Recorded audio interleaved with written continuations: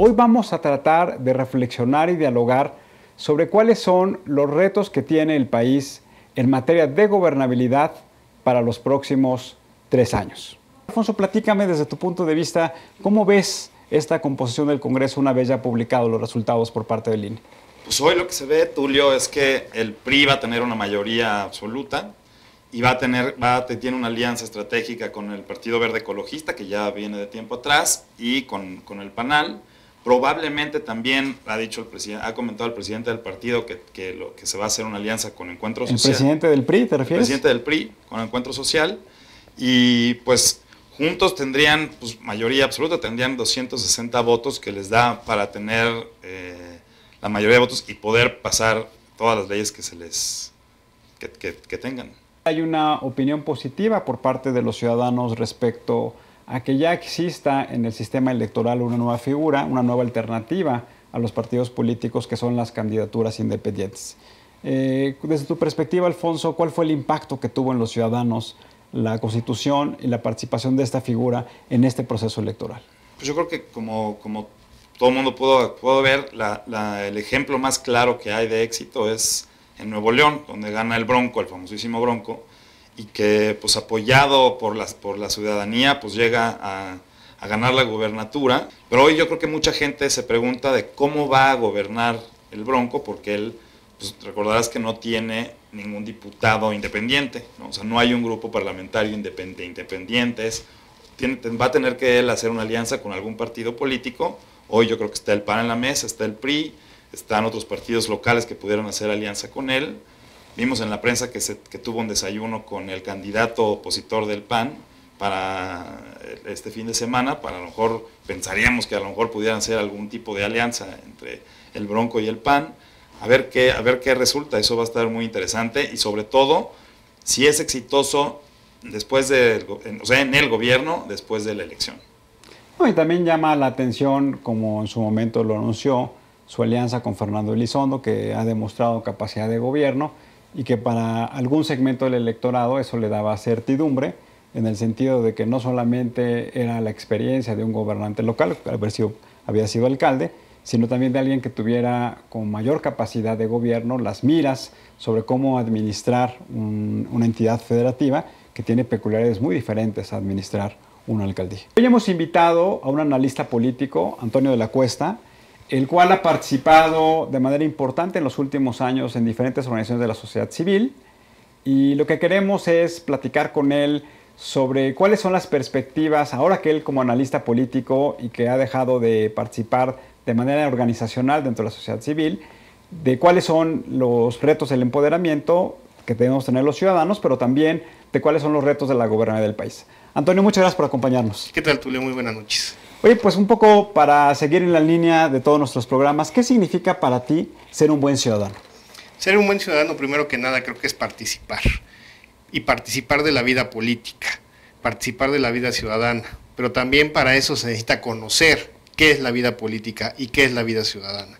Si no nos interesamos, por ejemplo, en cuál es la función de nuestros legisladores, cuál es la función de quienes detentan algún cargo público y cuál es nuestra responsabilidad como sociedad para exigir, reclamar y además cumplir con nuestras obligaciones, creo que también es una, responsabilidad que tenemos todos los ciudadanos para ser buenos ciudadanos. ¿Cuál es tu perspectiva de cómo se va a conformar el Congreso y cuáles van a ser, bajo esta conformación, las principales variables de su funcionamiento?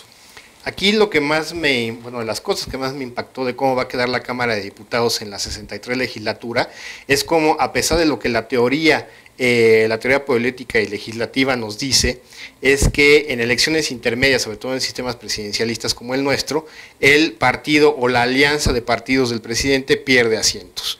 Aquí fue totalmente el caso contrario.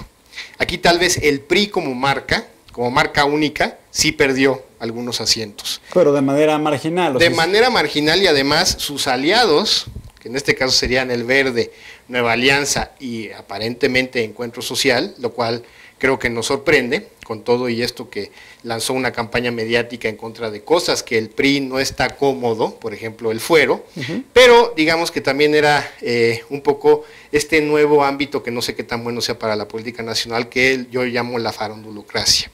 La farandulocracia, que es pues el Partido Verde, contratando artistas para hacer su publicidad, dando propuestas muy en el aire, pero sustentadas, digamos, en la popularidad de ciertos personajes.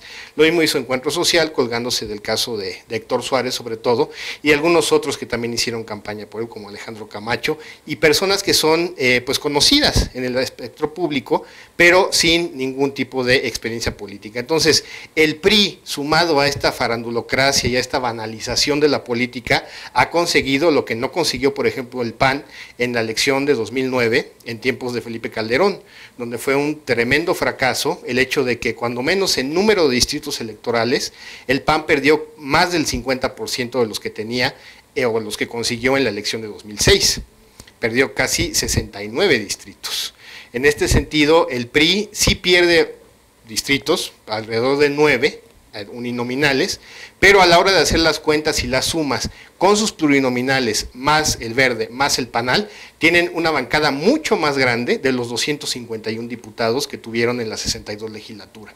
Eso me llama la atención, que el PRI, que además en un sentido ellos fueron quienes construyeron y han ido delineando y adaptando el sistema político, pues han conseguido preservarse en el poder, ya sea por medio de estas coaliciones legislativas o simplemente conservando cuestiones operativas que los van a mantener en control de una Cámara de Diputados que, por cierto, ya no va a tener el trabajo que tuvo en la 62 legislatura con todas las 11 reformas que, como sabemos, pasaron durante estos últimos 3 años. El trabajo que va a hacer esta legislatura respecto a la que está por concluir va a ser muy distinto. Desde tu perspectiva, ¿por qué va a ser diferente y cuál consideras tú que van a ser los principales temas que va a abordar esta Cámara de Diputados? Mira, en primer lugar, porque los últimos 3 años del sexenio, tomando en cuenta la administración presidencial, pues son ya prácticamente la preparación para el siguiente ciclo electoral. Es decir, cuando renovemos al titular del Ejecutivo Federal y los partidos políticos van a tener interés en diferenciarse de el quien está detentando en este momento el poder, cosa que no fue en los primeros 3 años, y esto quedó ilustrado con la firma del Pacto por México en diciembre del 2012.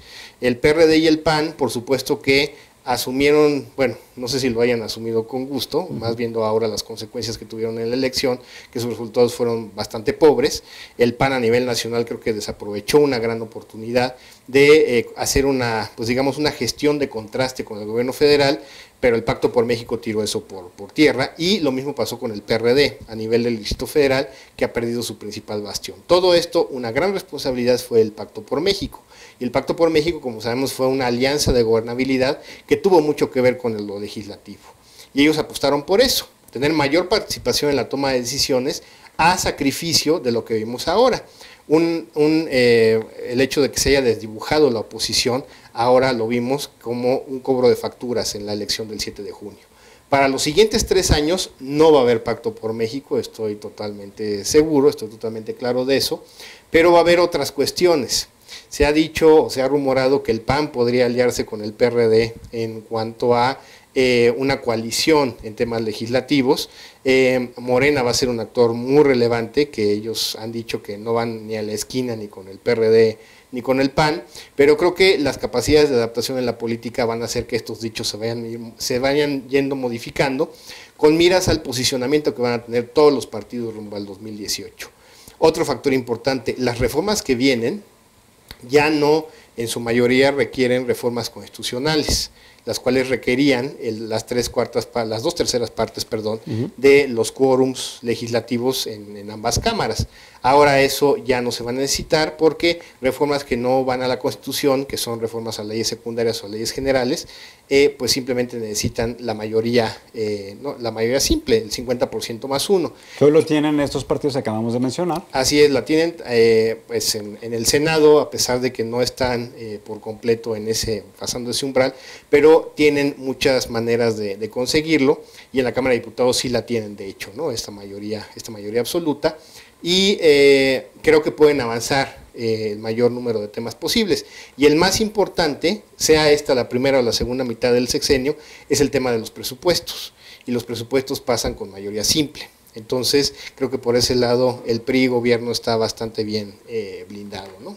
Tú, ¿Piensas que el ciudadano, bajo este esquema que ahorita hablábamos del empoderamiento, tiene todavía los instrumentos o estamos en pañales para poder empoderarlo y que le exija, en este caso, a los diputados federales que acaban de seleccionarse para que participe de manera significativa en estos 3 procesos? Mira, estamos en pañales por completo en términos institucionales. No tiene el ciudadano los mecanismos suficientes para hacer esta exigencia de la rendición de cuentas. El mecanismo básico en una democracia tendría que ser, por supuesto, el voto. Y el voto, pues ya hemos visto que hay muchísimos factores que inciden en él. En ciertas regiones sí puede, pues digamos, influir en que castigando a determinado partido político, y más ahora que ya existe la reelección a partir de los siguientes procesos electorales, es una manera como de premiar o castigar a quienes están ejerciendo las funciones públicas, ya sea como legislador o como miembro de algún poder administrativo dentro del Ejecutivo. Esto es un primer mecanismo que creo que es muy poderoso. Se ha hablado de la revocación de mandato, que en determinado tiempo la ciudadanía podría pedir que un funcionario dejara ese cargo por una mala gestión, pero eso todavía no lo tenemos y además creo que su aplicación en un momento dado que llegara a ponerse en ley sería muy, muy complicado. Algo parecido a lo que sucede con los mecanismos de democracia participativa directa, lo que es la consulta popular, lo que es la iniciativa ciudadana, el hecho de que un ciudadano pueda meter una propuesta de ley al Congreso y que ésta pase, es muy, muy complicado, existe la figura, pero eso que prospere hay un trecho bastante largo. Y la tercera modalidad, que es la que vimos en estas elecciones, las candidaturas independientes. ¿Cuál consideras tú que son los retos más importantes en materia de gobernabilidad que debe asumir el presidente para los próximos 3 años que restan? No nos podemos permitir escenarios como los de Guerrero o los de Michoacán, o tener un estado prácticamente sitiado del cual casi no se habla en medios, que es Tamaulipas, donde pues hay un gran y amplio pues dominio de fuerzas criminales que hacen que la gobernabilidad sea muy complicada, ¿no? Esas son las cosas que no se deben de permitir y que además no deben de darse por sentada de que, bueno, existen, hay que vivir con ellas, lidiemos con ellas, no hay mucho para dónde hacerse. Creo que tampoco, es muy difícil encontrar una solución, pero tampoco podemos quedarnos impávidos ante realidades que finalmente eso es lo que compone nuestro país. No nada más es la relativa estabilidad que tenemos en ciertas zonas urbanas, que como lo vemos, por ejemplo, en el caso de Guadalajara hace algunos meses, o lo vimos en el caso de Monterrey hace algunos años, donde pues vimos narcobloqueos, vimos helicópteros cayendo, vimos calles bloqueadas y tal, por parte del crimen organizado, en las 2 de las 3 principales ciudades del país. Esas son las cosas que no se deben de permitir y son los principales retos de gobernabilidad que sí corresponden al gobierno federal, pero también las autoridades locales, sean del partido que sea, tienen mucho que decir al respecto, ¿no? Ahora, pareciera, y estamos concluyendo con el programa, pareciera irónico que los partidos políticos llegaran a un acuerdo, se pusieran en la mesa reformas que buscaban transformar la manera en cómo la economía de México tenía que crecer y que estableciera instrumentos para que pudiera reducir la desigualdad. Entonces, parece irónico que siempre decimos, hoy no, es que los partidos políticos ni los actores se ponen de acuerdo. Hoy se pusieron de acuerdo y algunos de ellos fueron castigados. ¿No te parece un poco incongruente esta lectura? Pues no es incongruente, porque el hecho de que 2 personas, 2 partidos o 2 entes se pongan de acuerdo, no necesariamente quiere decir que eso sea algo bueno. Tal vez sea únicamente avanzar un interés determinado. De acuerdo. En el caso de la reforma energética, pues era el interés que se tenía desde los sexenios, no, ni siquiera de los panistas. La reforma energética se ha estado discutiendo casi por 25 años. La apertura de Pemex como un órgano ineficiente, no algo que no esté generando recursos, pero lo podría hacer de manera más eficiente. El hecho de crear un país o generar las condiciones para que un país sea mucho más productivo. Los índices de productividad en México son terribles, mientras hay países que han crecido en ese índice en altísimos porcentajes, México todavía sigue en crecimientos marginales. Y países de América Latina, no estamos hablando de grandes economías. Por supuesto, y con menos recursos de los que tenemos nosotros. Somos un país tremendamente improductivo y el hecho de que se pongan de acuerdo los partidos para seguir siendo improductivos y para seguir manteniendo determinados intereses que han hecho mucho daño al país, pues no es una buena noticia. ¿Qué opinión tienes tú si realmente se va a dar el paso de dar esta reforma política en el Distrito Federal? La reforma política en el DF ha sido un tema controvertido desde siempre. hay muchos intereses que no conviene que esta ciudad tenga pues digamos un marco jurídico democrático a la altura de cualquier otra entidad del país, sobre todo porque ya lo vimos en los resultados electorales de este 7 de junio. Se castigó a la gestión de Miguel Ángel Mancera, entre otras cosas, por supuesto, por la manera en la que ha gobernado la ciudad, pero también creo por la cercanía que ha tenido con el gobierno federal, esta diferenciación entre el GDF como el gran bastión de la izquierda en el gobierno versus el gobierno federal, llámese panista o priista, se perdió. Y se ve que el DF sigue siendo un lugar aguerrido, un bastión, donde pues sí, la gente está interesada en participar, la gente sí está viendo cuáles son sus otras opciones, independientemente de que las podríamos considerar personalmente buenas o malas, pero la gente en el Distrito Federal ha dado, creo que, un manotazo con la manera en la que se fragmentó, por ejemplo, la conformación, no nada más de las delegaciones, que era impensable hace algunos años ver pues delegaciones priistas, por ejemplo. El PRI llegaba a ganar una delegación cuando mucho, ¿no? Alguna vez tuvo Milpalta, Coajimalpa, ahora ya tiene 3. El PAN pues sigue pues muy encapsulado en sus bastiones, sobre todo en Benito Juárez, ahora recupera Miguel Hidalgo, pero ya hay otros 2 actores, o sea, está el PRD, que era quien prácticamente tenía todas las delegaciones, o casi todas, salvo los bastiones panistas, y Morena, que es la representación de cómo se fragmenta la izquierda. Es decir, el electorado capitalino nos da una muestra de lo que se puede hacer con el voto diferenciado, ¿no? Y esto a lo mejor sería lo ideal, que pudiéramos, vuelvo al tema de la evaluación del voto como una herramienta de evaluación de la gestión pública. Si el caso del DF comienza a replicarse en otros lados, creo que va a ser muy positivo para la democracia, ¿no? Y que al final del día, hoy seguimos teniendo una democracia representativa, siguen siendo los partidos políticos con lo que tú llamaste los candidatos independientes o los candidatos sin partido, la alternativa para que nos representen a los ciudadanos, sigue siendo el voto un elemento importante para marcar la pauta de los ciudadanos respecto a cuál debe ser la orientación que deben de tener los gobiernos. Son buenos inicios, hay que respaldarlos, pero también hay que emularlos. Hay que dar más opciones ciudadanas si es que en verdad queremos presionar a los partidos políticos que finalmente son hegemónicos en este momento, y es muy difícil que eso cambie, por lo menos en el corto plazo, pero sí pueden generarse mecanismos de presión a fin de que los partidos políticos, vamos a ponerlo en términos muy llanos, se comporten. Antonio, muchas gracias por la conversación, gracias por el trabajo que has hecho en el SIDAC y en otras organizaciones de la sociedad civil, y seguiremos platicando sobre el fortalecimiento de la sociedad civil y cómo podemos seguir fortaleciendo esta democracia y esta transición que la vemos hoy inacabar. Te agradezco, Tulio.